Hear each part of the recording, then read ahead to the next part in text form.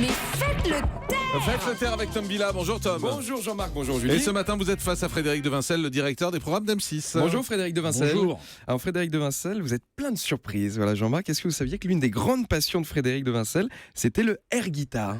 Vous étiez au courant? Oui, vous étiez au courant ou pas? Non, je savais pas. Mais c'est vrai que j'ai du mal à imaginer Monsieur Devincel en slip léopard, torse nu avec un manteau en poil rose fuchsia en train de tirer la langue sur un solo de Led Zepp, mais pourquoi pas? Air guitare, c'est faire semblant de jouer de la guitare. Exactement, voilà. Et puis bon, pourquoi pas, chacun ses passions. Il y a bien des chaînes qui sont spécialisées dans l'aéro-audience. Donc voilà, chacun son truc. En tout cas, Frédéric, vous dirigez M6 depuis un an maintenant. M6, la petite chaîne qui monte. Enfin, c'est tellement bien monté que maintenant le slogan c'est continuons de grandir ensemble. Mais dans 30 ans, ça va être quoi comme slogan du coup? Déambulons ensemble. M6, la chaîne qui peut pas rester debout trop longtemps. On ira zapper sur vos tombes? Non, ça va être très bien. En tout cas, la chaîne n'est pas près de mourir. Vous avez plein de créneaux. La bouffe avec Philippe Etchebest, la mode avec Christina Cordula, les maisons avec Stéphane Plaza. Point commun des trois, budget coiffeur qui coûte très peu cher. Christina, elle se coiffe en 2 secondes. Plaza, il se coiffe quand il a le temps. Et Etchebest, bon, ça fait longtemps qu'il sait pas coiffer. Non, et puis M6, c'est surtout la chaîne des insomnies et des mecs qui savent pas bosser. Cauchemar en cuisine, cauchemar à l'hôtel, cauchemar chez le coiffeur.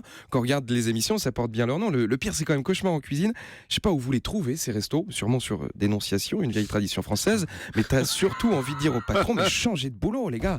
La France devrait remercier M6. Cauchemar en cuisine, c'est une émission de salut public. Déjà, on a la liste de tous les restos où faut pas bouffer. Et puis, je suis sûr que le taux de mortalité a baissé depuis que l'émission existe.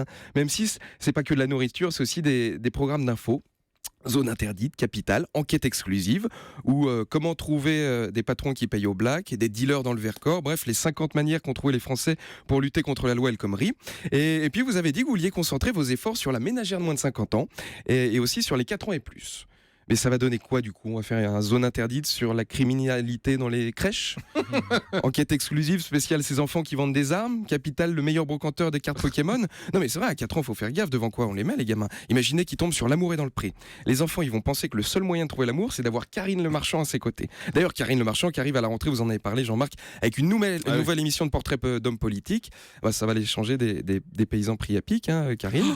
Non mais c'est vrai, à moins de faire un sas de transition en interviewant José Bové. Mais du coup, ça va donner quoi, Karine Le Marchand avec des hommes politiques? Ce soir, nous allons découvrir Alain. Alain a 70 ans et nous vient de la Gironde. Après des années de traversée du désert, Alain a décidé d'oublier son passé pour se tourner vers un avenir radieux. Enfin, surtout de nous faire oublier son passé pour qu'il ait, lui, un avenir radieux. Mais à son âge, il ne faut pas tarder. En tout cas, je suis très impatient de voir ça. Bonne journée. Merci beaucoup Tom Billa. Merci Frédéric Devincel d'avoir été avec nous ce matin sur Europe 1. Désolé pour le retard. Dans un instant, le grand direct de l'actu.